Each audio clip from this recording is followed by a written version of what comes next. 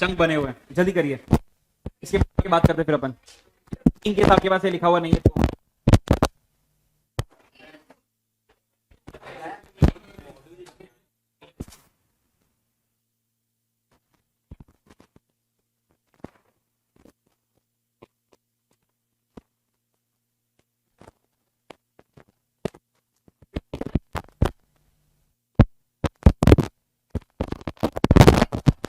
पहले 4 chapters weightage 6 marks,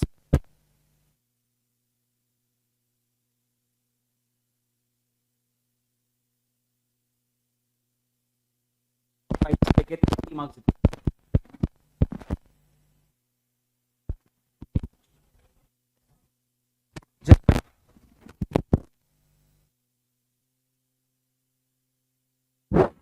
hello hello hello,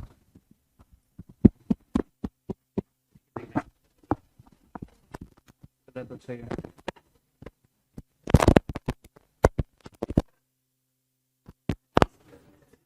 disturbance क्यों आ रहा है? भी आवाज आ रही है? ठीक है, हटा रहा हूं, अब तक हो जाना चाहिए। ये आपका वेटेज हो गया, मुझे लगा आपको पता होगा शायद। ठीक है, डजंट मैटर, अब पता पड़ गया, क्या फर्क पड़ता है। मैं ऐसा कुछ कह रहा हूँ कि आपका जो ये पार्ट है, आई थिंक यहाँ से बचा है, से होगा शायद, एलपी हो गया नहीं बचा हुआ है। ठीक है, आप में से आई थिंक मुझे काफी थोबड़े दिख रहे हैं जो फाउंडेशन मुझसे नहीं पड़े हुए, काफी थोबड़े दिख रहे हैं मुझे। कौन है मुझसे नहीं पड़ा फाउंडेशन वाले? हाँ कसम, बहुत दर्द है जीवन में। कोई बात नहीं, अभी एक बार थोड़ा फ्लो में आ जाते हैं विद रिस्पेक्ट टू कोई ऐसा चैप्टर जो हम 1 घंटे में खत्म कर सकें। हम स्टार्ट कर देंगे पर खत्म नहीं हो पाएगा, अकाउंट्स ऑफ कंपनीज वाला। मेरे एक लेक्चर के अंदर एक चैप्टर खत्म होता है, ठीक है। तो अपना जो परसों का लेक्चर होगा वो लंबा लेक्चर है, एक लेक्चर मिला है मुझे जल्दी वाला, उसके अंदर स्टार्ट अकाउंट्स ऑफ कंपनी। मेरे पास टाइम है 1.5 घंटा और कल में 1.5 घंटा, तो मैं पूछ सकता हूँ नहीं आता होगा। चार्जेस एंड डिविडेंड खासा है, तो याद करके हो गया तो मैं आगे बढ़ूँ, नहीं याद है तो मैं याद करवा दूंगा। आप डिसाइड करो क्या करें। I am fine with both.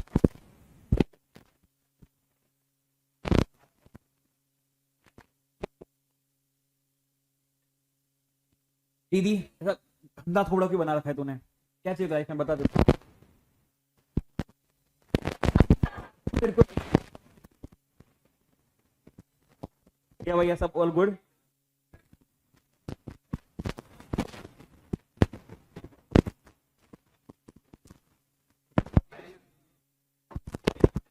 Start करते हैं। 1 घंटा 1.25 घंटा नेट अपने पास है, देखते हैं पूरा चैप्टर खत्म, चार्जेस वाला एटलीस्ट, और कल डिविडेंड खत्म कर देंगे याद करके। हट के नहीं, पर तो आपने लिया ना ऑलरेडी, याद करके। किताबें बंद। ओ दीदी, ओ जे तो बोल भी नहीं सकता, के जे बंद कर दे उसको, आज वाली बुक भी बंद कर दे। नहीं, कोई बुक नहीं चाहिए, बिना किताब के पढ़ाई करेंगे। स्टार्ट करते हैं से लेके 87, आपको शायद पता होगा scope of the chapter, charges वाला। चार्जेस क्या होता है, क्यों होता है, मैं एकदम बेसिक से स्टार्ट करता हूँ। एक एग्जांपल लेते हैं, सब हमारी क्लासेस को लोन चाहिए, सपोज हमारे पास फंडिंग 8 करोड़ की, पर मान लेते हैं हमारी क्लास को लोन चाहिए, तो हम गए बैंक के पास और हमने इस क्लासरूम को गिरवी रखा। इस क्लास को गिरवी रख के हमने बेसिकली बैंक से लोन उठाया। सर कौन से बैंक से? लेट्स से हमने बैंक लोन उठाया आईसीआईसीआई बैंक से, तो इसको गिरवी रखा और लोन लिया हमने 5 करोड़ का, ठीक है। फिर हमको थोड़ी देर बाद वापस जरूरत पड़ी पैसे की, वापस आईसीआईसीआई पैसे गए कि सर हमको और लोन दो। बोला सर इस बार क्या गिरवी रखोगे? मैंने कहा कुछ है नहीं, एक ही क्लास था, वो तो गिरवी रख दिया हमने ऑलरेडी, आपको लोन नहीं देंगे। लगाया, मैं गया दूसरे बैंक के पास, let's say Punjab national bank के पास गया, उसको बोला कि ब्रो लोन चाहिए। बोलेगा गिरवी क्या रखेगा? मैंने कहा ये क्लासरूम गिरवी रखेगा। मैं बोला कितना लोन चाहिए? मैंने कहा 5 करोड़, ज़्यादा नहीं 5 करोड़ चाहिए। तो इसी प्रेमाइसिस को मैंने एक और बार गिरवी रखा 2 जन के पास, आईसीआईसीआई और एक पंजाब नेशनल बैंक। अगर तो मैं रिपेमेंट कर देता हूँ तो कोई दर्द ही नहीं है सर, किसी को कुछ पता नहीं चलेगा। प्रॉब्लम होगी जब मैं डिफॉल्ट मारेगा, मैं हगेगा, तब प्रॉब्लम होगा सर। सर क्यों? दोनों बैंक आ जाएंगे दरवाजे के बाहर इसके ऊपर कब्जा करने के लिए, और उनको उस टाइम पता पड़ेगा कि ये प्रेमाइसिस 2 जगह पे गिरवी है। सर अल्टीमेटली क्या होगा फिर, उनका 2.5 करोड़ का नुकसान हो जाएगा, दोनों 2.5 करोड़ लेके जाएंगे और 2.5 करोड़ डिफॉल्ट और मैं जेल चला गया बिकॉज उनको आधा ही पैसा मिला, उन्होंने लोन दिया था। ये सब ना हो तो लॉ में कर लेकर आया ये चैप्टर चार्जेस वाला। तो आपको सिर्फ इतना बोलता है कि अगर आप किसी बैंक से लोन लेते हो, बैंक जरूरी नहीं है, फाइनेंशियल इंस्टीट्यूशन से आप लोन लेते हो, आपको ये बताना पड़ेगा आरओसी को।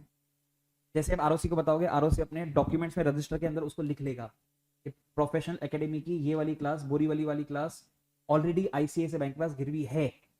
फायदा क्या होगा सर,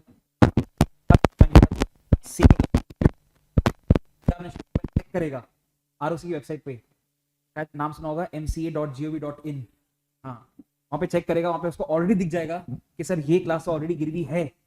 अब जब उसको दिखेगा कि ये क्लास ऑलरेडी गिरवी है तो मुझे लोन देगा कि नहीं देगा, नहीं देगा। तो जो नुकसान होने वाला था वो नहीं होगा। वो इस चैप्टर का बैकग्राउंड हुआ कि हमें क्यों पढ़ रहे हैं, पता होगा। अब मेरे को बोला गया कि आप जाओगे आपने इस जगह को गिरवी रख के लोन लिया है, उसके लिए हमने बनाया सेक्शन नंबर 77, जिसे आपने पढ़ा होगा 2/11/18 के पहले, 2/11/18 या उसके बाद, ऐसे दो अलग करके। हम अभी फिलहाल अभी क्या पढ़ते हैं। लॉ मेकर ने बोला कि सर पीएच आएगा आरओसी के पास, इसको गिरवी रखा वहां से 30 दिन के अंदर, और जाके आरओसी को बताएगा कि ब्रो मैंने इसको गिरवी रखा। सपोज आप 30 दिन में चले गए तो आपको पे करना है एक नॉमिनल फीस, और आपका जो भी चार्ज है वो रजिस्टर हो जाएगा आरओसी के पास, रिकॉर्ड में आ जाएगा।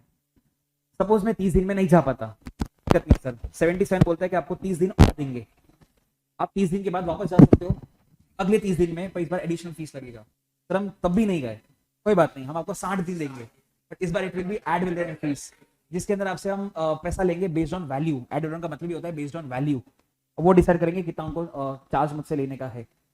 तो सिंपल भाषा में 77 से इतना सा बोलता है 30-30-60, 30 दिन में जा, फीस पे कर, नहीं जा पाया कोई बात नहीं, और 30 दिन दिया एक्सटेंशन दिया, एडिशनल फीस पे कर और आ जा, नहीं आ पाया कोई बात नहीं, और 60 दिन दिए एडवांस फीस पे करके रजिस्टर करवाते। ये तो 77 की बात हो गई। अभी और भी इसके अंदर है, सपोज मैं 30 दिन में मैं पीए नहीं जाता, 30 दिन में नहीं जाता, 31st डे को फटी हुई होगी आईसीआईसीआई बैंक की। तो क्यों उसकी क्यों फटी हुई होगी, क्योंकि मैं सेम जगह को गिरवी रख दूंगा किसी और के पास, और फिर उसका वो डिफॉल्ट वाला सीन आ जाएगा कि सेम जमीन आपने किसी और बैंक के पास रखी, तो ड्यू डेट पे अगर रीपेमेंट नहीं हुआ तो लॉस हो जाएगा। तो लॉ मेकर ने 78 बनाया कि सर अगर आप 30 दिन में कंपनी खुद नहीं आई तो 78 के अंदर चार्ज होल्डर 31st डे से आ सकता है आरओसी के पास और इसको रजिस्टर करवा सकता है। सर उसने वो काम करा जो काम करना चाहिए था मुझे 77 के अंदर, पर क्योंकि मैंने नहीं करा तो उसको 78 के अंदर करवाना पड़ा। तो कितना ऑब्वियस है, जो भी पेमेंट करा होगा उसने पेमेंट करा होगा एडिशनल फीस का, क्योंकि 30 दिन के बाद जा रहा है, तो वो बैंक खुद से वसूल कर लेगा। That is 78। 77 के अंदर चुपचाप पीए जाएगा, पीए 77 में नहीं गया तो 31st डे को बैंक जाएगा, उसके लिए हमने 78 बनाया। ठीक है, ऊपर से बता रहा हूँ अभी सर। ठीक है सर, 77 में आप गए, आप नहीं गए तो बैंक गया 78 के अंदर, दोनों हो गया। फिर आता है 79 दिस वेरिएशन। उसके अंदर क्या, सपोज एग्जांपल लेते हैं कि सर हमने जब लोन लिया था तब हमारा टेन्योर था लोन रिपेमेंट का 3 साल का, कि भाई 3 साल का लोन है, हम आपको ब्याज देंगे 10% का और 3 साल के अंदर पूरा आपको चुका देंगे और आप हमें ये जो गिरवी रखी हुई जमीन है वापस हमको दे देना, चार्ज फ्री कर देना इसको। पर बीच में कुछ दिक्कत आ गई जिसकी वजह से फाइनेंशियल पोजीशन थोड़ी वीक हो गई हमारी, और हमने बैंक को बोला कि ब्रो हम शायद 3 साल में रिपेमेंट नहीं कर पाएंगे। बैंक बोलता है चल कोई बात नहीं, तू और मैं सामने सामने बैठते हैं टेबल पे और एक काम करते हैं, इसको अपन रीस्ट्रक्चर करते हैं। रीस्ट्रक्चर इन द सेंस, अब तू मुझे लोन का रिपेमेंट 3 साल में नहीं, काम करना 5 साल में करना, कर देगा? मैं बोला हाँ 5 साल में तो आराम से कर देगा। मतलब जो ओरिजिनल 77 या 78 में हुआ होगा उसके अंदर हमने चेंज करा। तो चेंज कैसे, सपोज 77 के अंदर मैं खुद आरओसी के पास गया था तो मैंने बताया होगा 3 साल के लिए लोन है, 77 में मैंने गया, 78 में बैंक गया होगा, उसने बताया होगा 3 साल का है। इन आइदर केस 79 के अंदर 3 की जगह 5 हो गया, तो हमको वापस जाना पड़ेगा बताने के लिए कि भाई 3 की जगह 5 हो गया। That is 79, that is variation. तो 77 के अंदर हम गए, 78 के अंदर हम नहीं गए तो बैंक गया, 79 के अंदर उसमें कुछ चेंज हुआ तो वो। तो हमने 77 पढ़ा एक रीजन के लिए कि आप जाके रजिस्टर करवाओ, आप नहीं करवाया तो बैंक 78 में जा रहा है और फिर वेरिएशन 79 में हो रहा है। ये सब कुछ हमने क्यों करा? 80 के लिए। सर 80 क्या बोलता है? हमने फाउंडेशन में एक कंसेप्ट पढ़ा था कंपनीज एक्ट के अंदर, third last topic, doctrine of constructive notice, exact same वैसा कि सर एक बार अगर चार्ज रजिस्टर हो गया आरओसी के पास तो जो दूसरा वाला बैंक है उसका ड्यूटी है चेक करने का लोन देने से पहले कि ये जमीन ऑलरेडी गिरवी है कि नहीं। हम तो ऐसा मान लेंगे कि सर अगर एक बार आरओसी की वेबसाइट पे आ गया, मतलब एक बार अगर चार्ज रजिस्टर हो गया, तो जो भी डील कर रहा है पीए के साथ वो उसको चेक करके जाएगा। दैट इज 80, 77, 78, 79, 80, 80 तक हम पहुंच गए। फिर 81 की बात करते हैं। सर आरओसी एक रजिस्टर मेंटेन करेगा जिसके अंदर उसके दायरे में जितनी भी कंपनीज आती है, तो हम एग्जांपल लेते हैं आरओसी अहमदाबाद। अब आरओसी अहमदाबाद के अंदर गुजरात की सारी कंपनीज आ जाती है, तो जितनी भी कंपनीज होगी गुजरात के अंदर, उनका जो भी चार्जेस वाला डेटा होगा कि हमने इसको लोन दिया, इस रेट पे दिया, इतने का दिया, जो भी होगा वो आरओसी के पास लिखा हुआ होगा एक रजिस्टर के अंदर। That register is 81। That is ROC का खुद का रजिस्टर सारे चार्जेस का, ये कंपनी है, इसने इतना लोन लिया, इतने रेट पे लिया, इससे लिया और इतने का लिया, वो सब लिखा होगा रजिस्टर आरओसी के पास। That is 81। 82 तो फिर अलग बात करता है।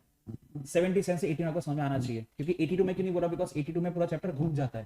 तो कैसे घूम जाता है? 77 के अंदर बात कर रहे थे लोन लेने की, 82 से हम बात करेंगे लोन देने की। मतलब हमने जो पी ने लोन लिया था 3 साल का, उसको हमने 3 साल के अंदर पूरा रिपेमेंट कर दिया, उसको हम बोलते हैं सेटिस्फेक्शन ऑफ चार्ज। अब सेटिस्फेक्शन ऑफ चार्ज के हमने 82 बनाया। कितना ज्यादा ऑब्वियस है सर, यहाँ पे भी टाइम लिमिट होगी सेटिस्फेक्शन ऑफ चार्ज के अंदर। तो जब मैं लोन पूरा रीपे कर दूंगा, लोन रीपे करके 30 दिन के अंदर मैं आरओसी के पास जाएगा, आरओसी को बोलेगा ब्रो मैंने लोन रीपे कर दिया, that is satisfaction of charge. 78 और 82 के अंदर कुछ कॉमन चीजें हैं, हम वो कॉमन चीजें पढ़ते हैं। पहले 78 में वापस जाता हूँ। सर पीए जब बैंक के पास, पीए जब आरओसी के पास नहीं गया तो बैंक आरओसी के पास गया, और बैंक ने जाके आरओसी को बोला कि ब्रो मैंने पीए को लोन दिया। जस्ट बिकॉज बैंक ने आरओसी को बोला, आरओसी मान थोड़ी लेगा, आरओसी पीए से पूछेगा कि भाई कोई बैंक आया मेरे पास ऐसा बोल रहा है कि तूने ये जमीन गिरवी रखा और उसे लोन लिया, क्या ये सही है क्या, ऐसा मुझसे आरओसी कंफर्म करेगा। अब उसमें दो चीजें हो सकती है, पहला मैं चुपचाप बोल दूंगा कि हाँ मैंने लोन लिया है, मेरा 14 दिन तक वेट किया जाएगा रिप्लाई का। तो 14 दिन के अंदर या तो मैं बोलूंगा हाँ, या मैं रिप्लाई ही नहीं करूंगा, दो में से कुछ एक सीन हो सकता है। इन आइदर केस 14 दिन के बाद आरओसी ऐसा मान लेगा कि बैंक सही बोल रहा है, क्योंकि या तो मैंने हाँ बोल दिया होगा हाँ मैंने लोन लिया है, या मैंने रिप्लाई नहीं करा होगा। इन आइदर केस आरओसी मान लेगा कि बैंक सही बोल रहा है। इसका एग्जैक्ट उल्टा इस 82, 78 में जैसे बैंक की फटी हुई थी, 82 में मेरी फटी हुई होगी। तो क्यों? जितना जल्दी वहां से ये हटेगा गिरवी वाला पार्ट, उतना मुझे फायदा होगा, क्योंकि मैं उसी जमीन को वापस गिरवी रख सकता हूँ और लोन ले सकता हूँ। तो 82 के अंदर मेरी फटी हुई कि मैं फटाक से जाऊँ आरओसी के पास और बोलूँ कि भाई मैंने लोन रीपे कर दिया, ठीक है। सर मैं गया आरओसी के पास और बोला कि ब्रो मैंने लोन रीपे कर दिया, जस्ट बिकॉज मैंने बोला, आरओसी मान तो नहीं देगा। अब जैसे 78 के अंदर आरओसी ने मुझसे पूछा था, अभी आरओसी बैंक से पूछेगा कि भाई ये बंदा मेरे पास आके बोल रहा है पीए वाला कि इसने तेरा बैंक का सारा लोन चुका दिया, क्या चुका दिया क्या? वापस दो केस होंगे सर, या तो बैंक रिप्लाई नहीं करेगा 14 दिन के अंदर, या बोल देगा कि हाँ चुका दिया। इन either of the case ROC मेरी बात मान लेगा कि मैं जो बोल रहा है वो सही बोल रहा है। ये 77 से लेके 82 तक, 83 से फिर अलग है जी की पावर, उसके हम बाद में बात करते हैं, पहले यहाँ तक की बात कर लेते हैं। हाँ कीजिए, रिपीट करते हैं, जल्दी बोलो हमने क्या पढ़ा। 77 से स्टार्ट करते हैं, कौन जाएगा? बोलने दो, बोलने दे, ये जाएगा आरओसी के पास कितने दिन में? 30 डेज कहाँ से स्टार्ट होंगे?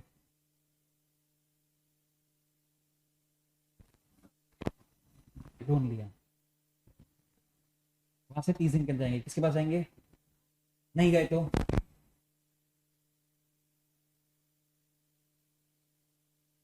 3 डेज और मिलेगा, क्या पे करना पड़ेगा मुझे? Additional fees. 30 में भी नहीं गया,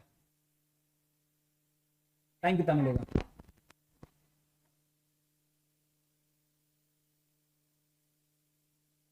ना गलत, इट इज नेक्स्ट 30 के बाद 30 के बाद 60, तो समझो कि नेक्स्ट है, ठीक है।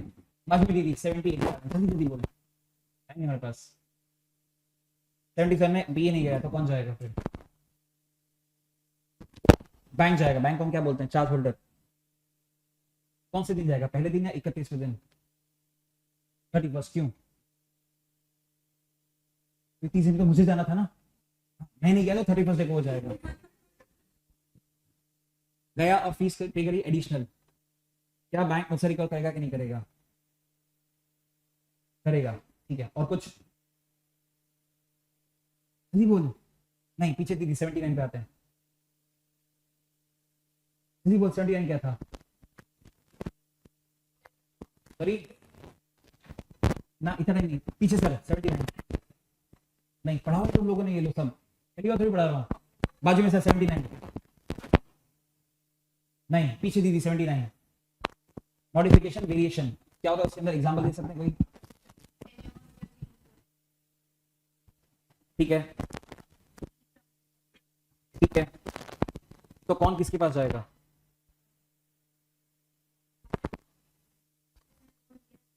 कंपनी जाएगा, कंपनी जाएगा उसी के पास, और प्रोसीजर वही है अपना 30-30-60 जो पहले था 77 के अंदर, वही 79 के अंदर।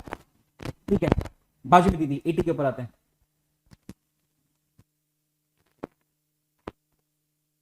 ना इतना टाइम नहीं, पीछे भैया 80 पे आते हैं ब्लैक। हाँ उसको कैसे बोलेंगे अपन?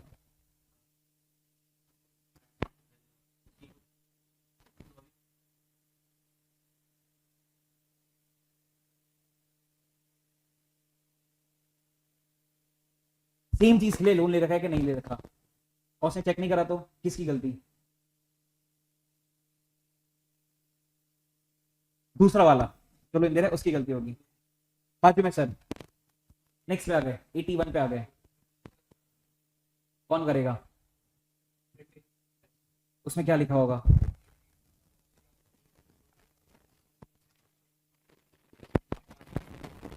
सारी कंपनी आगे उसके अंदर। बाजू में दीदी 82 का रखा है, जल्दी इतना भी अपने पास। पीछे भैया 82, नहीं पीछे भैया 82, क्या होता है उसका मतलब? कौन जाएगा किसके पास?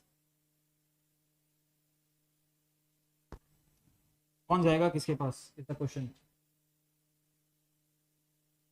किसी किसी गंदी गंदी बात कर रहे हैं। बाजू में भैया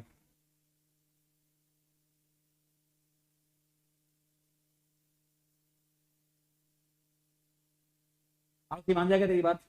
नहीं, किसको? बैंक को?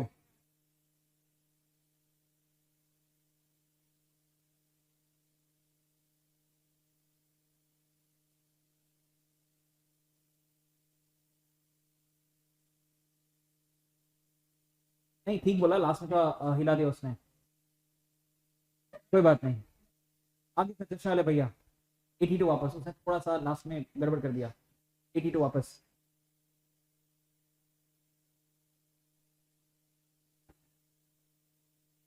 जी वेरी गुड, और उसमें मेरी बात मान लेगा?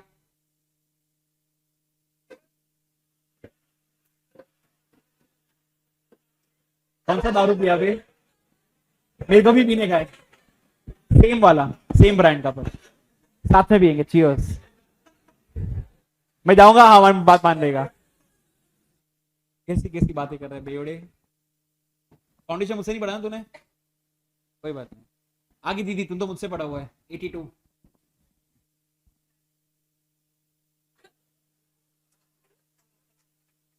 गए हम आरओसी के पास, बात मान लेगा हमारी? जी, किसने रिप्लाई करा?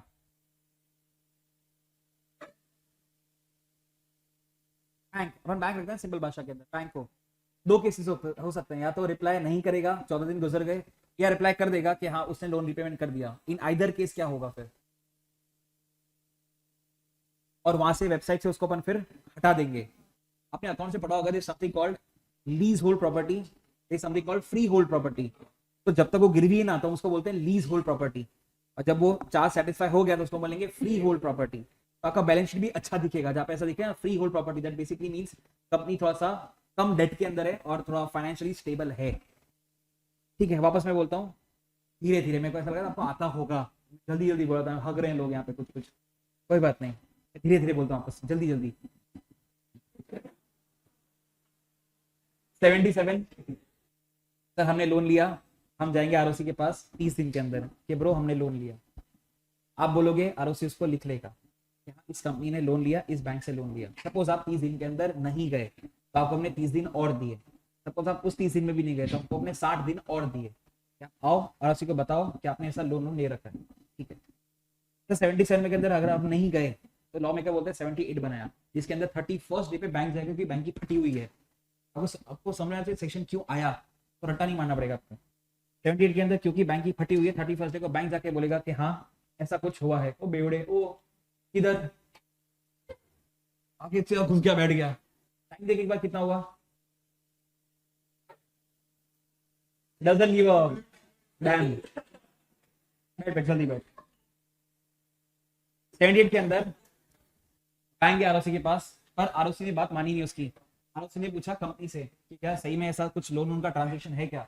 अब या तो कंपनी रिप्लाई करेगा या कंपनी बोल देगा कि भाई हाँ लिया है, तो बहुत अच्छी बात है, या रिप्लाई नहीं करेगा। इन आइदर केस आरओसी ऐसा मान लेगा कि हाँ ठीक है जो बैंक बोल रहा है वो सही बोल रहा है, 78 खत्म हो जाता है। 78 के अंदर मॉडिफिकेशन बड़ी थी, इट वाज डीम्ड। डी मतलब सर हमने इतने 77, 78, 79 सेक्शन क्यों बनाए। जैसे अल्टीमेटली अगर आप किसी कंपनी को लोन दे रहे तो आप चेक कर लो एक बार कि हाँ आरओसी की वेबसाइट पे क्या लिखा हुआ है। आपने नहीं करा वो आपका प्रॉब्लम, एग्जाम में क्वेश्चन आया हुआ है। 81 सबसे सिंपल था, आरओसी एक रजिस्टर मेंटेन करेगा सारे चार्जेस का, जो भी उसके ज्यूरिडिक्शन के अंदर जो भी कंपनीज हैं जो भी लोन ले रखा है वो। 82 उल्टा था, 82 पूरा चेंज हो जाता है, which basically talks about satisfaction of charge, कि सर आपने जो लोन लिया था 77 जो भी था उसके अंदर आपने वो रीपे कर दिया। इस बार आप जाओगे आरओसी के पास बोलने के लिए कि ब्रो मैंने लोन रीपे कर दिया, आप बोलोगे तो कंपनी माने, सामने वाला आरओसी मानेगा नहीं। आरओसी पूछेगा बैंक को कि भैया सही में क्या तुझे लोन का वापस रीपेमेंट हो गया क्या। अगेन दो केस हो सकते हैं, सीधा सीधा वो बोल देगा कि हाँ यार रीपेमेंट हो गया, या तो रिप्लाई नहीं करेगा, हम 14 दिन वेट करेंगे। इन आइदर ऑफ द केस हम ऐसा मान लेंगे कंपनी सही बोल रहा है, जैसा पहले मान रहे थे हम लोग कि बैंक सही बोल रहा है, यहाँ पे मान लेंगे कंपनी सही बोल रहा है। तो 77 से लेकर 80 आपको समझ में आना चाहिए। 83 दिमाग वाला इकलौता सेक्शन पूरे चैप्टर के अंदर जो मुझे लगता है इस 83, बाकी सब तो टट्टी है। 83 में दिमाग है सर। 83 क्या बोलता है, 82 के अंदर कंपनी अगर सामने से नहीं जाता आरओसी के पास तो पावर है हमारे पास एज अ सेंट्रल गवर्नमेंट कि हम खुद से उसको सेटिस्फाई कर सकते हैं। मतलब जो हमें वेबसाइट पे दिख रहा था उसको वहां से हटा सकते हैं खुद से। मतलब आरओसी बोलेगा उसी के मैं से हटा रहा हूँ। माय क्वेश्चन इज, जो आपको शायद नहीं आता होगा, मैंने लोन लिया, मैंने रीपेमेंट कर दिया, मैं क्यों आरओसी के पास नहीं जाऊंगा ये बताने के लिए कि मैंने लोन रीपे कर दिया। लॉजिक क्या, 83 क्यों बनाया होगा, 82 नहीं हुआ तो 83 बनाया। मैं पूछ रहा हूँ ऐसा पर कोई कंपनी क्यों करेगा, पे क्यों करेगा। किसी से लोन लिया, हमने लोन रीपेमेंट कर दिया, पर हम जाके आरओसी को बता ही नहीं दे कि हमने लोन रीपे कर दिया, ऐसा मैं क्यों करूंगा। वापस लोन लिया नहीं, वापस लोन नहीं लिया ना, वही तो बोल रहे हैं, वापस लोन नहीं लिया है, why would I do so. नहीं करा ना, अगर बैंक नोटिफाई करा होता इन दैट केस वो तो वहां से हट जाता ना, हटा नहीं है। और bank why would bank be interested, वहां पे मेरा जो गिरवी दिख रहा है उसके अंदर बैंक क्यों इंटरेस्टेड होगा, बैंक क्यों जाएगा। पहली बात तो मैं जाना चाहिए, मैं नहीं गया तो मैं क्यों नहीं गया, मैं आपसे क्वेश्चन पूछ रहा हूँ। तो वो तो गलत है ना, डेट ज्यादा दिखेगा, डेट इज रॉन्ग। मेरा कंपनी फाइनेंशियली रिस्की दिख रहा है, कोई इन्वेस्ट ही नहीं करेगा कंपनी के अंदर।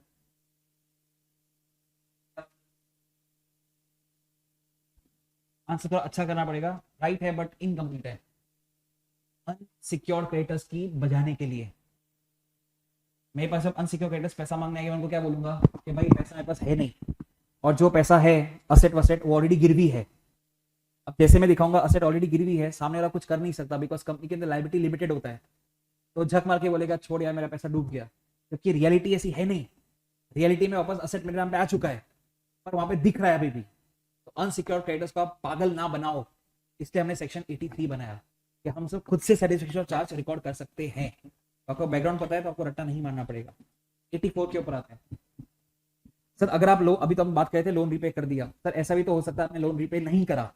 इन केस आपने अगर लोन रीपे नहीं करा तो आपने जो गिरवी रखा था बैंक के पास, बैंक उसको बेचेगा रिकवरी करने के लिए। सर उसको बेचने के लिए बैंक अपॉइंट करेगा, आपकी बुक में जो लैंग्वेज लिखा है मैं उसी को यूज करता हूँ, रिसीवर, ऑफिशियल मैनेजर। सर कौन होगा ये बंदा, ये वो बंदा होगा जो बेसिकली आपका असेट जाके बेचेगा और बैंक को लाके पैसा रिकवरी करके देगा।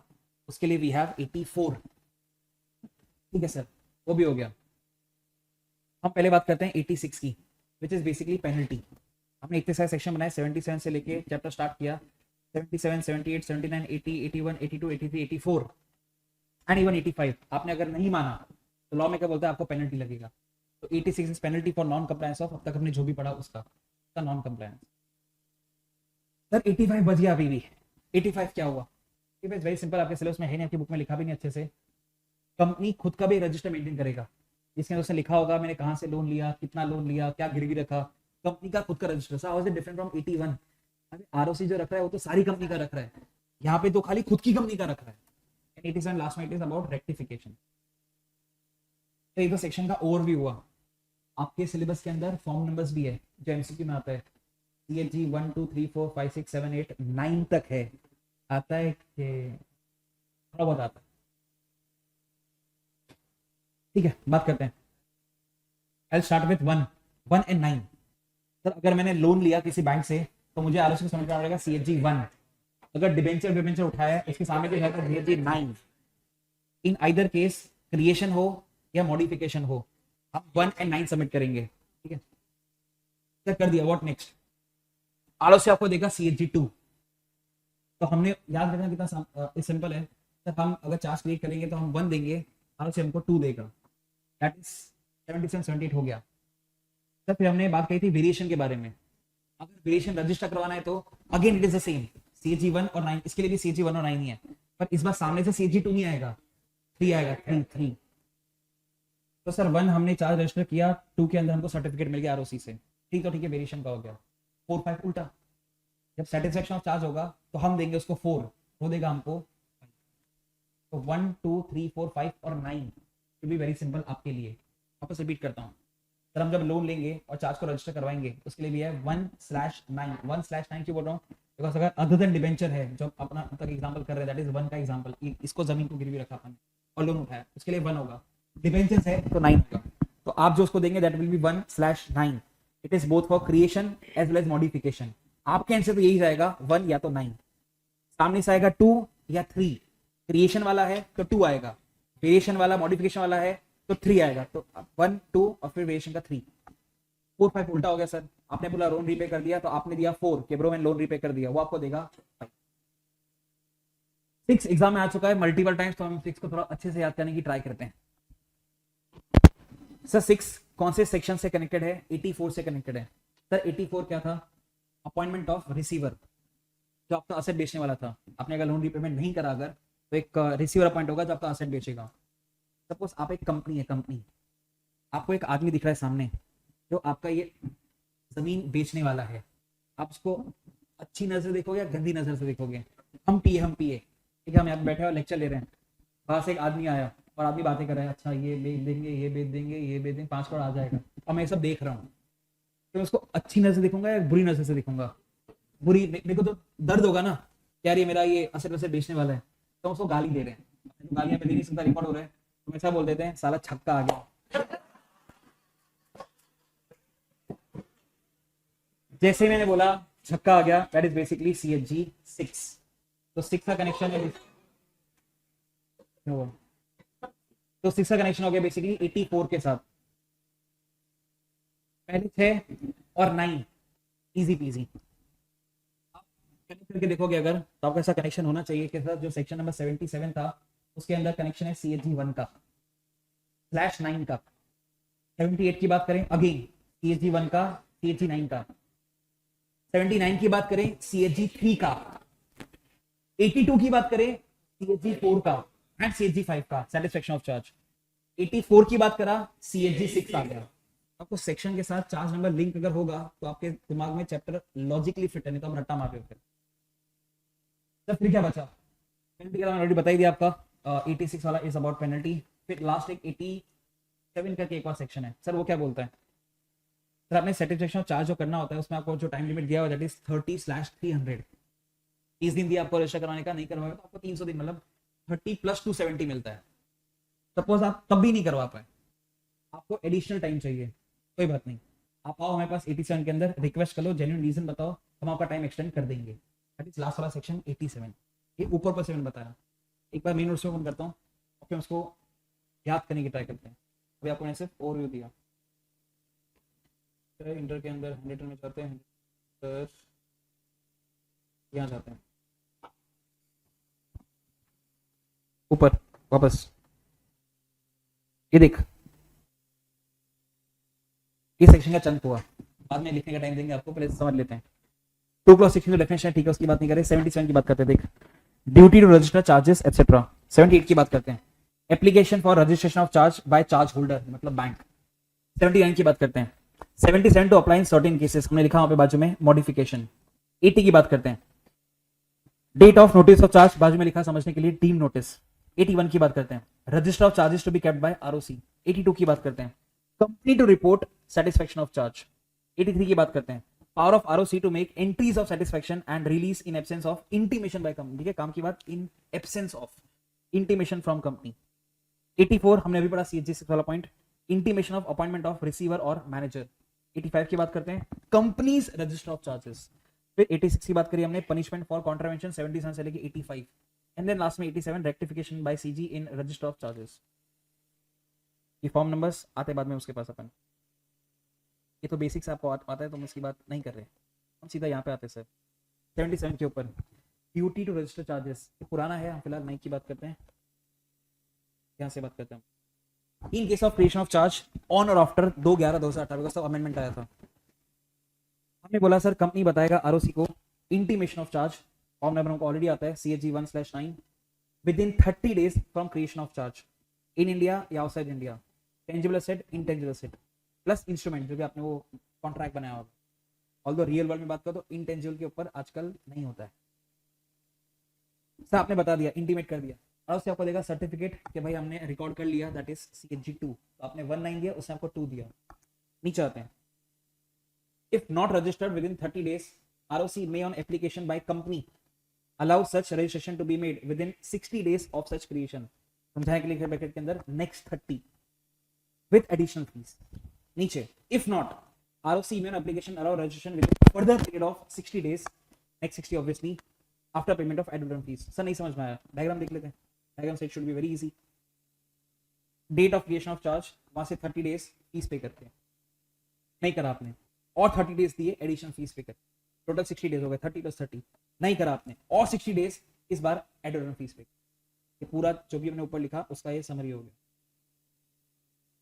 ये तो ठीक है नॉलेज के लिए। यहाँ पे आते हैं 78 पे आते हैं sir, application for registration of charge by charge holder.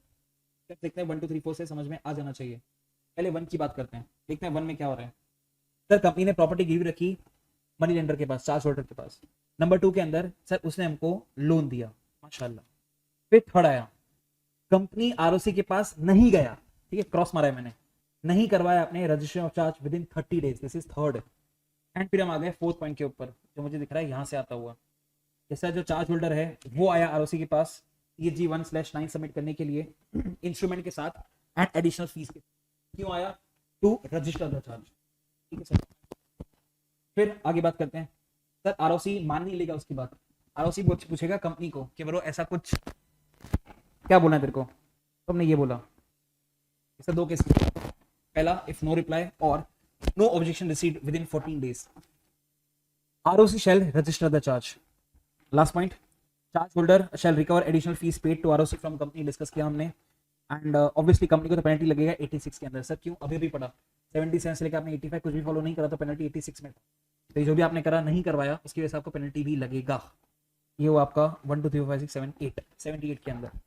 नीचे आते हैं, कंटेंट बड़ा सेक्शन है, फिलहाल ऊपर से बात कर रहा हूँ। Section 77 to apply in certain cases. Sir ऐसा सेक्शन का नाम ऐसा क्यों रखा होगा 77 to apply in certain cases? Sir because यहाँ पे भी प्रोसीजर सेम ही तो है, 30 30 60 77 जैसा ही तो है, इससे लिखा 77 to apply in certain cases. उसमें 2 केस है, हमने फिलहाल सेकंड केस डिस्कस कर रखा है, that is any modification in the terms and condition of charge. उसका एक पार्ट और भी है जो आई डोंट थिंक क्लास में किसी को आता होगा, बहुत ज्यादा कंसेप्चुअल है, मैं पढ़ता हूँ उसको। Company acquiring any property subject to charge. सीधा डायग्राम देखते पहले ए वाले का, इससे यहाँ पे हो क्या रहा है किसी को नहीं आता, ध्यान से सुनना। नंबरिंग देखते हैं सर, बैंक ने कंपनी को लोन दिया तो प्रॉपर्टी गिरवी रखी उसके ऊपर। 2 सर कंपनी गया आरओसी के पास, CHG 1 फाइल करा 30 दिन के अंदर, माशाल्लाह, तो आरओसी ने CHG 2 दे दिया कंपनी को। यहाँ तक सब कुछ नॉर्मल चल रहा है। अब कुछ अजीब हो रहा है सर, पॉइंट नंबर 4 देखिए सर, जो कंपनी थी जिसने लोन लिया था उसने वो प्रॉपर्टी बेच दी बैंक के अप्रूवल के बाद एक दूसरी कंपनी को, तो जो काम पहली कंपनी ने करा था वो काम अब दूसरा कंपनी करेगा, सब कुछ सेम। CHG 1 लेके उसके पास जाएगा, फिर उसको CHG 2 देगा। सेक्शन तो खत्म हो गया फर्स्ट। लॉजिक क्या है इसका? ऐसा कब होगा? इसका जो प्रॉपर्टी मैंने गिरवी रख के लोन ले रखा है वो मैंने किसी और को बेच दिया, तो जो प्रोसीजर मैंने करा था वो प्रोसीजर वो कर रहा है। सर वो क्यों कर रहा है? बस अब वो असेट उसका हो चुका है तो उसका नाम दिखना चाहिए, इसलिए वो कर रहा है। ऐसा होगा क्यों? ये कहीं नहीं लिखा हुआ सर।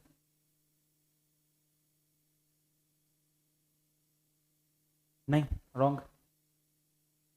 रियल वर्ल्ड में कब होगा सर? मैं बता देता हूँ, अमालगमेशन टेक ओवर के अंदर सपोज एक कंपनी था एक्स, उसने काम करा हुआ था, उस एक्स कंपनी को टेक ओवर कर लिया वाई ने, मतलब अब एक्स का लीगल एग्जिस्टेंस नहीं है, तो जो वहां पे दिख रहा था एक्स के नाम पे, भाई वो वाई के नाम पे दिखना चाहिए, तो इसलिए एक्स का नाम हटा के अपन वहां पे वाई कर रहे हैं, तो that B limited is Y. तो जो एक्स ने किया था अब वो सेम वाई करेगा, बिकॉज एक्स दुनिया में रहा ही नहीं, तो उसके नाम से एंट्री कैसे दिख सकता है, तो लीगल एग्जिस्टेंस पे नहीं, उसका तो वाइंड अप हो गया सर, एंड हेंस वाई का नाम दिखेगा, तो वाई भी वही कर रहा है जो एक्स ने किया था, दैट इज CHG1 देना और CHG2 पाना, रियल लाइफ एग्जाम। ये तो फिर हमने डिस्कस करा मॉडिफिकेशन टर्म्स एंड कंडीशन, उसके अंदर भी out of all the points 6 एक ही डिफिकल्ट है, विच इज थर्ड वाला, बाकी सब तो वैसे भी आसान है सर, आपकी बुक में सब लिखा हुआ है, एग्जाम्पल एक भी नहीं बुक के अंदर, मैंने सारे एग्जाम्पल यहाँ पे लिखे हुए हैं, हर एक पॉइंट के एग्जाम्पल लिखे हुए हैं, ठीक है। पहले बात कर लेते हैं with respect to first point, change in terms and condition, दूसरा इंक्रीज और डिक्रीज इन लिमिट्स, तीसरा जो किसी को नहीं आता सीलिंग पारी पासू चार्ज, चौथा सबसे आसान चेंज इन इंटरेस्ट रेट, हमने भी नहीं हमने डिस्कस किया था पांचवा वाला चेंज इन रीपेमेंट शेड्यूल, हमारा वो एग्जाम्पल था, और छठा partial release of charge. I think इसके अंदर सेकंड सबको समझ में आता है, नहीं आता तो मैं बता देता हूँ, कोई दिक्कत नहीं है सर। हमने इसको गिरवी रखा था, सपोज इसका कीमत 6 खोखा, लोन लिया था हमने 5 खोखा, इसका वैल्यू तो बढ़ ही रहा है, हमको और लोन चाहिए, तो हमने बैंक को क्या बोला कि भाई जब जमीन ऑलरेडी 6 खोखे का है, वैल्यू गिरने वाला है नहीं, तो एक काम कर इसी जमीन के बदले में मुझे 50 लाख और दे दे, अगर बैंक मान जाता है तो it will B point number 2, increase और डिक्रीज इन लिमिट। सब ऐसे वैसा कब होगा, जब इसका वैल्यू गिर जाएगा, ठीक है, तो बैंक की फटेगी, that is increase decrease in limits, उसमें कोई दिक्कत नहीं होनी चाहिए। फोर्थ बहुत ही आसान सर, ये भी रियल में पता है कब होगा, अकाउंट्स के अंदर आपने पढ़ा होगा इंटरनल रिकंस्ट्रक्शन, उसके अंदर अपन ये सब चेंजेस वेंजेस करते हैं, तो उसके अंदर बैंक ने बोला होगा कि चल तो एक काम कर, अगर बैंक मान जाता है मैं मान जाता हूँ तो it is well and good, that is change in interest rate, bracket की बात अभी नहीं कर रहा। Fifth already change in repayment schedule, 3 साल की जगह 5 साल, वो इसका एग्जांपल था, फिफ्थ एग्जांपल था। सिक्स्थ बहुत ही आसान, 5 करोड़ का गिरवी रख के 6 करोड़ गिरवी रख के मैंने 5 करोड़ का,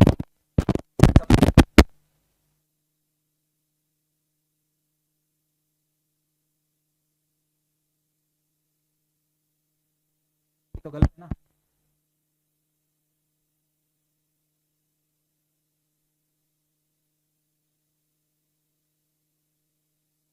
वो 100 रिपेंड कर दिया तो वो वाले बैंक मान जाएंगे, और इसका हो जाएगा रैंक फर्स्ट, ये दोनों हो जाएंगे सेकंड,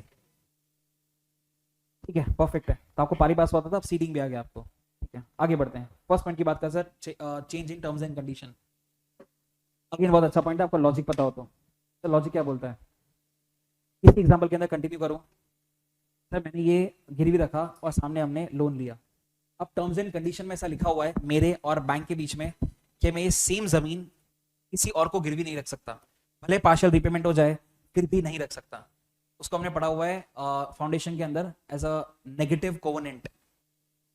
मैं याद दिलाता हूँ, Indian contract act unit number 2 second last topic का छठा point, covenant running with the land, वहां पे कोवेनेंट का मतलब बताया था टर्म्स एंड कंडीशन, तो यहाँ पे टर्म्स एंड कंडीशन थी मेरे और बैंक के बीच में, यहाँ पे फास्ट एस जहाँ पे बैंक ने मुझे बोला था कि तो ये सेम जमीन किसी और के पास गिरवी नहीं रख सकता, अभी हम उसको रिक्वेस्ट कर रहे हैं और बोले कि ठीक है यार तू गिरवी रख ले चलेगा मुझे, that is example number 1 here. A limited has charge on its assets for a loan with a covenant restricting further borrowing, the lender changes covenants and now allows, change in term and condition का example हुआ, आपकी book में एक ही example नहीं, मैंने यहाँ पे हर एक का एग्जांपल दिया सर, रट्टा ना मारना पड़े, ब्रैकेट अभी भी बाकी, ठीक है, 5 मिनट बताता हूँ उसके ऊपर, यहाँ पे आ जाते हैं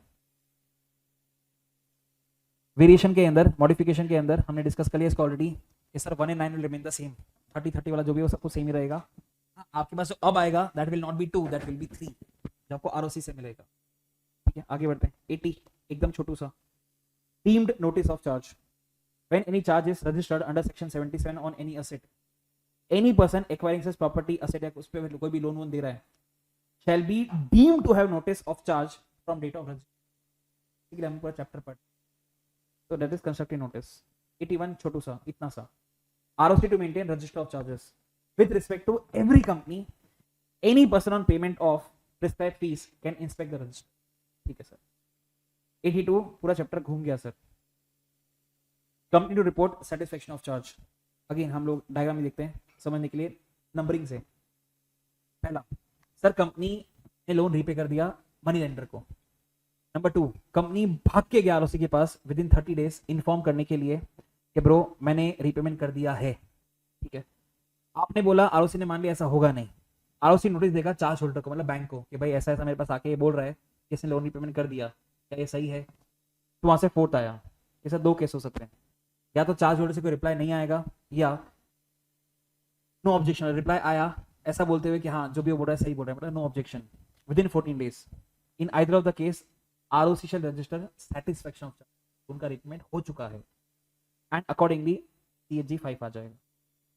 ठीक है, तो हमने 4 दिया, उसने हमको 5 दिया, और हमको इन्फॉर्म भी कर देगा। ठीक है, 82 में और कुछ नहीं, दिमाग सिर्फ पूरे चैप्टर में जगह पे था। 83, power of ROC to register satisfaction of charge.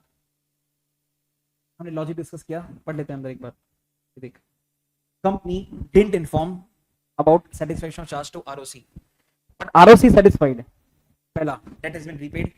दूसरा, property release from charge, obvious तभी होगा जब डेट रीपे कर दिया होगा। या तीसरा आखिरी 84 वाला, property has ceased to be property of the company, और फिर भी वहां पे दिख रहा है कि कंपनी ने गिरवी रखा हुआ है। तो in either of the case ROC में record satisfaction of charge in register of charges within 30 days of recording notice to affected parties by ROC in CHG 5। नीचे आते हैं 84 के ऊपर, CHG 6 आ गया sir. Intimation of appointment of receiver और manager, step सीखते हैं। पहले पे आते हैं, सर कंपनी ने प्लांट एंड मशीनरी गिरवी रखा बैंक के पास, बैंक ने हमको लोन दिया। ठीक है, फिर थर्ड, हमने डिफॉल्ट मारा, दैट इज ये वाला पॉइंट, कंपनी ने डिफॉल्ट मारा। फिर फोर्थ के अंदर देख, जो बैंक है चार्ज होल्डर, इसको हम पढ़ चुके हैं Indian contract act unit number 8 rights of pony के अंदर। फाउंडेशन में था, वही तो है कि सर बैंक अब बेचेगा रिकवरी करने के लिए, तो बैंक ने अपॉइंट करा रिसीवर को। काम खत्म हो जाएगा तो seize, whatever the case may be, receiver appointed और सीज्ड। जैसे ही होगा सर इन्फॉर्म करेगा बैंक जिसको पैसा रिकवर करना है कंपनी को और आरओसी को। फॉर्म नंबर आई गेस हमको आता है CHG 6 ROC रजिस्टर प्रोसीडिंग्स। ठीक है, 85 इतू सा, company shall keep register of charges slash instrument, जो कॉन्ट्रैक्ट बना होगा, kept at register office open for inspection during business hours. किसके लिए? मेंबर्स के लिए, क्रेडिटर्स के लिए फ्री ऑफ चार्ज। कोई और अगर आता है तो उससे पैसा लेंगे as per AOA। 86, punishment for contravention. 77 से 85 कंप्लाई नहीं करा आपने तो कंपनी के ऊपर इतना, ऑफिस एंड डिफॉल्ट के ऊपर इतना। ये आप रट्टा नहीं मार सकते, आपको एग्जाम के एक दिन पहले पढ़ना होता है शॉर्ट टर्म मेमोरी के अंदर, अभी रट्टा नहीं मार सकते। हाँ, विलफुल फ्रॉड है तो 447 लगेगा। आगे बात करते हैं, लास्ट 87, जब चैप्टर खत्म हो जाता है, which is rectification bye CG in register of charges. इसमें 2 केसेस कवर्ड है, हमने अब तक एक डिस्कस करा। सर कौन सा वाला? हमने ये डिस्कस करा अब तक। There is omission to give intimation of payment और satisfaction of charge to ROC within limits under section 82। हम नहीं बता पाए तो कोई बात नहीं, अब हमारे पास आओ, रिक्वेस्ट करो, हम आपको अलाउ कर देंगे टाइम खत्म होने के बाद भी रजिस्टर करने के लिए। दूसरे पॉइंट पे आते हैं, सर हमने आरओसी को जो भी डॉक्यूमेंट्स दिए थे उसमें कुछ गलत है, कुछ मिसिंग है, मतलब हम नहीं दे पाए, आप हमारे ऊपर 86 ना लगाओ, इसलिए हमें 87 लेकर आए। ठीक, there is omission or misstatement of any particulars in filing previously made to ROC. इसमें सर 77 के अंदर, 79 के अंदर या 82 के अंदर आपने कुछ हगा, ठीक है, कुछ नहीं दिया, कुछ गलत दिया, उसको अपन ठीक करना चाहते हैं। आपको पता होना चाहिए हम सेक्शन पढ़ क्यों रहे हैं, हमें इसलिए पढ़ रहे हैं जिससे 86 ना लगे, पनिशमेंट ना लगे। तो पनिशमेंट लगने से पहले उसको हम ठीक करवा देते हैं, दैट इज 87। 2 केस जाएंगे, हम रिक्वेस्ट करेंगे सीजी को कि ब्रो प्लीज हमें अलाउ कर दे, और सीजी अलाउ कर सकता है इस वाले केस के अंदर टू एक्सटेंड द टाइम, इस वाले केस के अंदर रेक्टिफाई द मिस्टेक। अगर वो सेटिस्फाइड है कि जो भी हुआ था इट वाज एक्सीडेंटल, जानबूझ के नहीं करा था, बट इज इनएडवर्टेंस, या आपके पास कोई रीजन था नहीं करने का, सफिशिएंट कॉज, तो सीजी आपको अलाउ कर देगा, आप उसको चेंज। नीचे कुछ नहीं है सर, चैप्टर इतना सही है। 77 से 87 50 मिनट लगे, 51 to be precise, prof net 45। ऐसा कोई इसको पूरा चैप्टर याद हो गया, शायद 3-4 जन तो हो, इसको मैं हटा देता हूँ। पूरा चैप्टर बिना देखे बोल सकते हैं, ऊपर ऊपर से। एनीवन 77 से 87, एक भी जन नहीं, एक जन एक जन दिखा अब तक मुझे, सिर्फ पीछे वालों में से 2 जन दिखे मुझे। और पे पूरा था होल चैप्टर, मैंने बुक नहीं खोली थी, आपने बुक खोले बिना ही बताना है। सिर्फ 2 जन, 3 जन, 4 जन, 5 जन। तो बाल बना रही कि हाथ खड़ा कर रही है, डिसाइड कर ले। बाल बना रही बेवड़ी, ऐसा नहीं बोलना होता, सब बोलना होता है मैं आंसर दूंगी सर। स्टार्ट करते हैं। हाँ बहन इंशाल्लाह। तू बेवड़ी, तू पीछे क्या देखती है बे? शुरू कर। टारगेट मॉल, लास्ट वाला room, first bench, right hand side corner, बराबर? हाँ तो बोल। हाँ स्टार्ट करिए। 77। हिंदी में बोलना है, जितना समझ में होता है जल्दी बोलना है।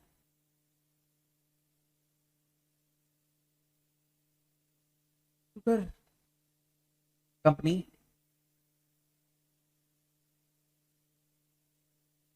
सुन रहा हूँ। कंपनी, इतना टाइम नहीं अपने पास। दीदी चालू हो जाए जल्दी, बाजू में। 77।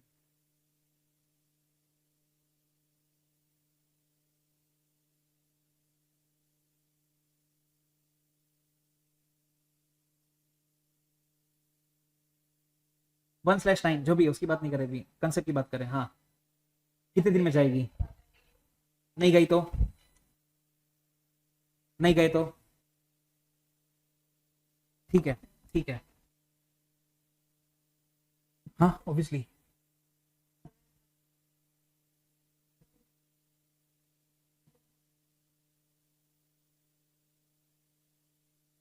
31st डे से, ठीक है। और आरओसी मान लेगा? नहीं तो क्या होगा? Very good. कंफर्म करने के लिए 2 केस बन सकते हैं, और 14 डेज खत्म हो गए, फिर क्या होगा? ठीक है। And ROC will register the charge. माशाल्लाह, आगे बढ़िए। बहुत सारे केसेस थे, कोई भी एक एग्जांपल ले लो, आपकी मर्जी। ठीक है, 3 to 5 हो गया। रीपेमेंट शेड्यूल, हाँ वो चेंज हुआ। नहीं तो उसमें करना क्या पड़ेगा? 3 से 5 हुआ तो करना क्या पड़ेगा वो तो बोल। हो गया बस। हाँ चेंज हो गया। इसी गंदी गंदी बातें कर रही है। 79 का नाम क्या था? नहीं वो तो हमने नाम दिया था, लॉ मेकर का नाम क्या है? 77 to apply in certain cases. तो सबको याद आना चाहिए कि सर प्रोसीजर सेम ही होगा, मॉडिफिकेशन के अंदर 30-30-60 वाला हमने वो करा।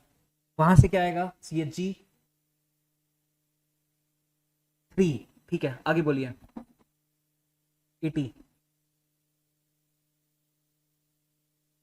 ना ना ना, जल्दी जल्दी, इतना टाइम लगने नहीं चाहिए।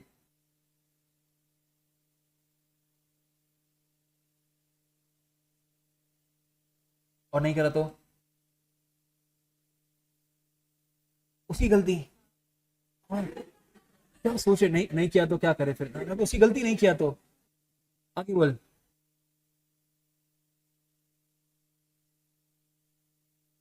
हम्म, चैप्टर उल्टा हो गया। ना ना ना, इतना इनएफिशिएंसी नहीं। हाँ बाजी शुरू करो जल्दी।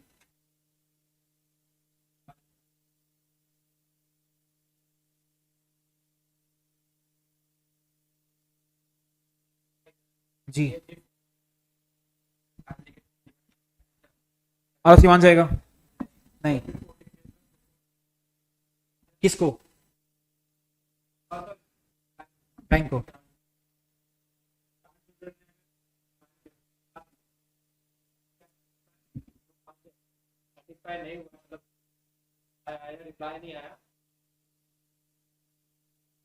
कंपनी, सही बोल रहा है। आगे। ठीक है, ठीक है।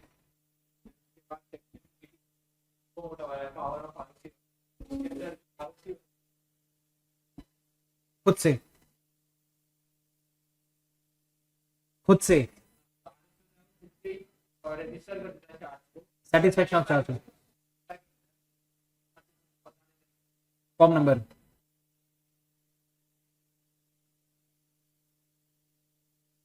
5 ना, 6 कहाँ से आएगा? सर्टिफिकेट देना। हाँ तो वही तो बोल रहे हैं, वही तो डिस्कस कर रहे हैं आगे।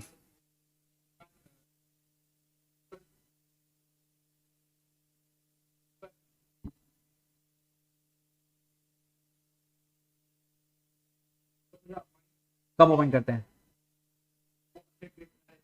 जब लोन का रिपेमेंट नहीं हुआ, हमको रिकवरी करना है एज अ चार्ज होल्डर। हाँ, कंपनी को भी बताना पड़ता है, फॉर्म नंबर। आगे बढ़िए। 85 अनइम्पोर्टेंट, जल्दी।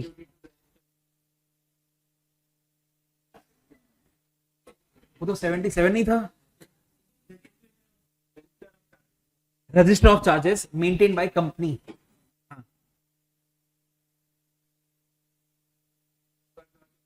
Creditors, members creditors free of charge, others payment करेंगे एज पर एओए। 86।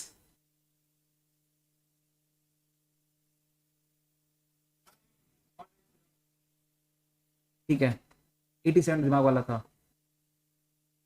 उसमें दो केस थे, वो याद नहीं, कोई बात नहीं, पीछे जाते हैं। हाँ सर, सेकंड लास्ट बेंच, सिर्फ लास्ट वाला। 87 में इंटरेस्ट है।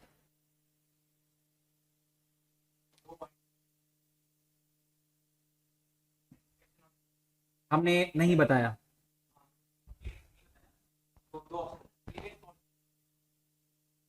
नहीं बताया।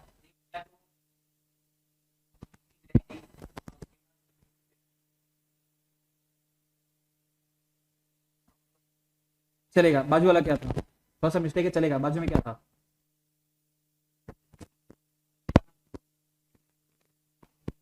77 में या 82 में? ओमिट किया, स्टेटमेंट, गलती वलती, तो उसको क्या करेंगे अपन?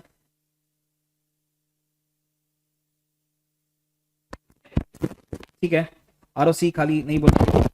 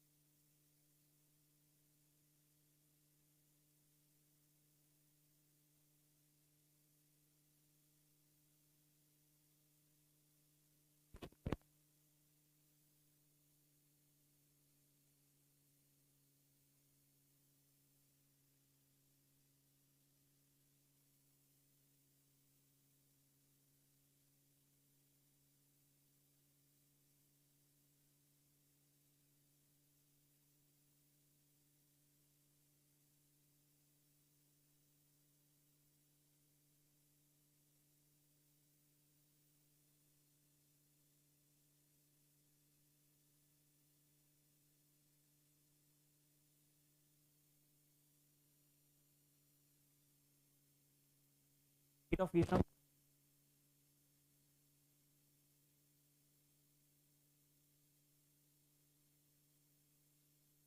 और हमारा अमेंडमेंट आया जो 300 दिन था वो था वो तो यहाँ से 6 महीना विच एवर इज लेटर